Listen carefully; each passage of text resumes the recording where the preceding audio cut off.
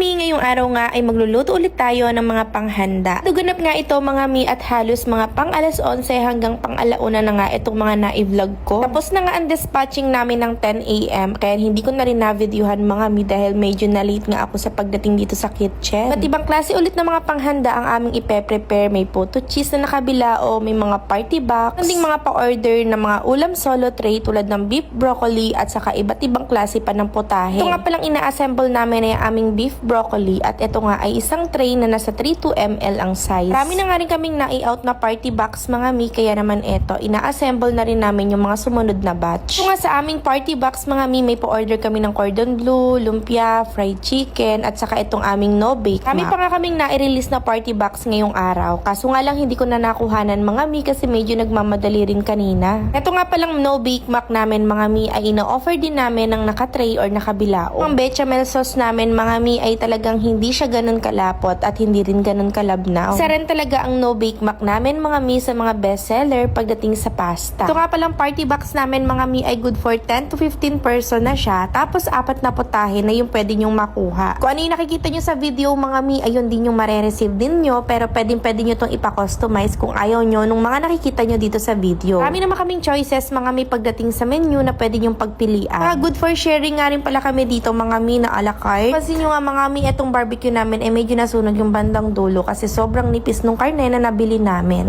Sobrang nipis nung pagkakahiwa kaya medyo mabilis siya nasunog. 3 pirasong a la carte nga pala yung pa-order namin ngayon mga mi, tapos eto, puro barbecue yung order sa amin. Kami rin po kaming option sa aming a la carte like puto, sandwich, chicken, mga flavored chicken, may pasta. Crave nga kayo lagi sa mga pinapanood nyo mga mi at gusto nyo lang tikman tulad nitong mga a la carte, ay pwede kayo mag-order sa amin. For sharing na to mga mi, like 2 person or 3 person ang po pwedeng makakain. Padadagdagan pa nga itong mga a la carte menu namin mga mi, basta antay-antay lang kayo at pwede rin kayo magtanong kay admin kung gusto nyo magpa-customize. Sa ngayon mga mi, ang dami na talaga namin ino-offer ng mga potahe. Basta message lang kayo sa page mga mi at antay-antay lang din ang response kasi ang dami talaga nagme-message. Talaga mga mi, hindi na rin talaga namin kinakaya masagot lahat ng inquiries kasi nga ang dami talaga pumapasok na inquiries araw-araw. Pagpasensyahan nyo na kami mga mi kung minsan ay hindi kami ganun ka-active or hindi agad-agad nakakapag-response kapag may mga questions. Lalo sa umaga mga mi, napakarami talaga namin ginagawa lalo na kapag nagdi-dispatch kami ng order, kaya kung minsan hapon na kami nakakasagot. Mga bago naming followers mga mi, sa mga future clients namin, ang aming location po ay sa Maytan sa Cavite, pero kami ay nagdi-deliver din sa mga malalayong lugar tulad ng Manila, Laguna, Rizal at sa iba pang mga area like Tagaytay. Di-deliver din po kami sa Valenzuela, Caloocan. Mga mi ay hindi talaga namin kakayanin kasi sobrang layo na ng biyahe at baka masira yung mga pagkain. Sobrang thankful talaga kami mga mi kasi kahit malalayo yung lugar ng mga client namin ay patuloy pa rin silang nag-order at sumusubok dito sa aming mga paninda. Kami naman kaming client dito sa Cavite mga mi, pero madalas ay puro malalayo rin talaga yung nag-order sa amin. Medyo tanghali na nga ito mga mi at mainit-init na rin dito sa aming kitchen. Karoon nga rin pala kami ng no work nitong darating na linggo dahil ipapaayos po ulit namin yung aming kusina. Summer na kasi mga mi at papapalta na namin ng bubong kasi tagusan na talaga yung init dito. Subdivision nga kami mga mi, medyo marami rin talaga yung mga kailangan lalo na sa mga permit. Tapos nga ng ilang mga pa-order namin ng umaga mga mi, eto second batch na ulit dahil nag-cut off na kami ng 12 PM ay mag-start na ulit silang magluto. Itong mga pa-order namin ng after lunch mga mi ay marami-rami pa rin yung order ng mga ulam. Ito nga palang putahin namin na to ay ang aming sweet and sour pork. Ina-transfer muna namin ulit dito sa stainless bago ilagay dito sa white container dahil pinapalamig muna namin ng bahagya. At ang ulam namin mga mi ay nakalagay sa 32